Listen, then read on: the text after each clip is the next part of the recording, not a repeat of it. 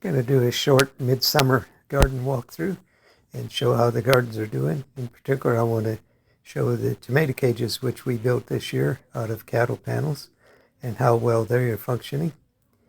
And I want to show off this squash leaf here. I have never seen a summer squash leaf get so big as this one is. Obviously some very, very fertile soil there. So let's begin the walkthrough.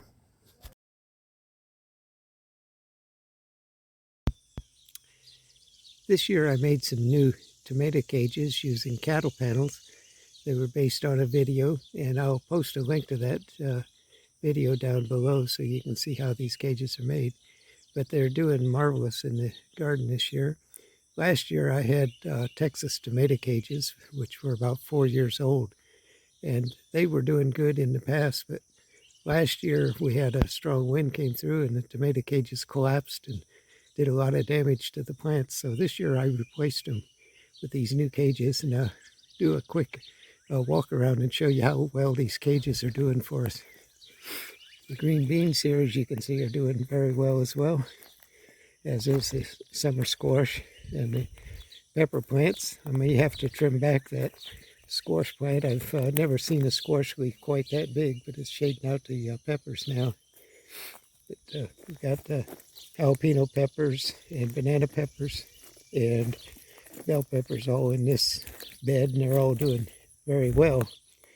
But over in the next bed is one of the tomato cages, which is 7 feet tall,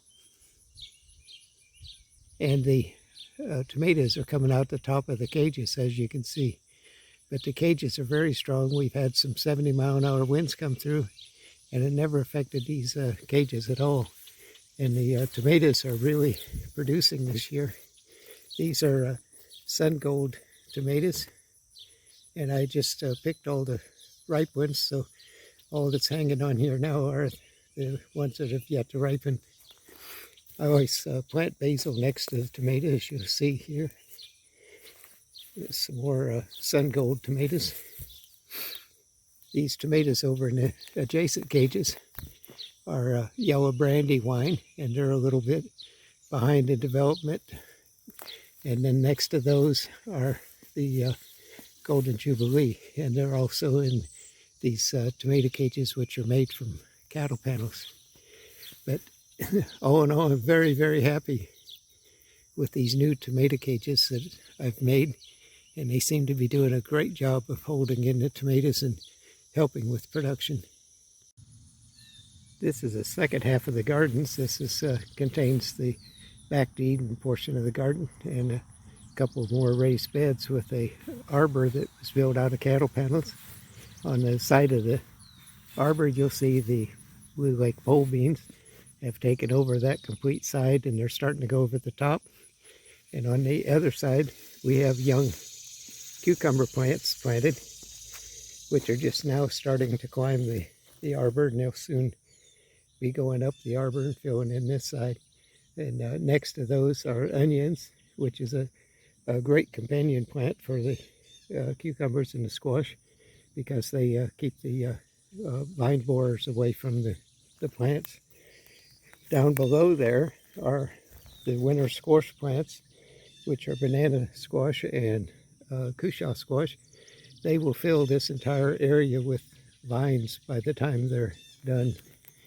The arbor has been a great success the past years, and we're thinking it will be again this year with the pole beans and carrots and beets on this side. This new ground here is being prepared to plant the fall carrots and beets. But all in all, the garden is doing exceptionally well this year. In this corner of the garden are comfrey plants that we grow to use in the garden. They provide a lot of nitrogen. We use them for making compost, for making comfrey tea, and mulching plants such as the tomatoes and the peppers, which enjoy the extra nitrogen and minerals they provide. Comfrey is a accumulator, brings a lot of nutrients up out of the deep soil and stores it in the leaves, and then those leaves go into our compost or in our garden.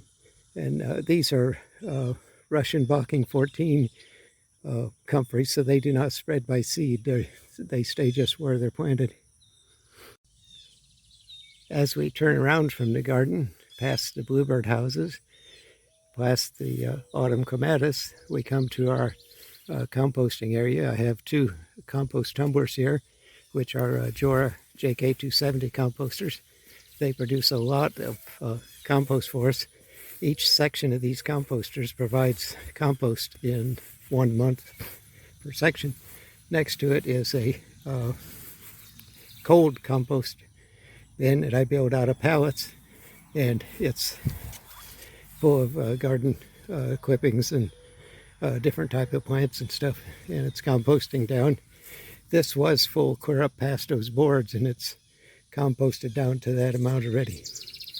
So we are very, very dependent on all the compost that we make here, and these help a lot with that. And the results of it shows up in the beautiful gardens out there. I'll include a quick shot of our butterfly garden, which we have just to bring in the pollinators. We have a lot of wildflowers in here, including milkweed. We have a lot of monarch caterpillars in there presently. And these are sneeze weeds you can see a lot of. There's some coneflower in there. There's a lot of wild balls. There's or bee balm, I'm sorry. A lot of really beautiful flowers in there. But it's always nice to have pollinators.